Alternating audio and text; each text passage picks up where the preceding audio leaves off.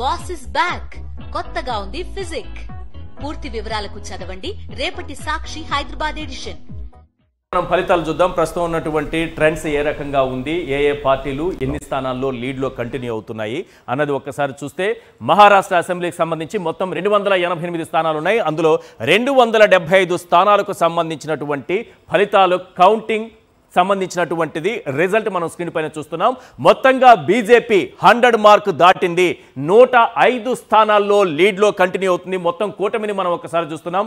BJP, Shiv Sena Shinde party, అలాగే NCP Ajit Pawar party, ఈ 3 పార్టీల కూటమిలో 105 స్థానాల్లో బీజేపీ ఉంది.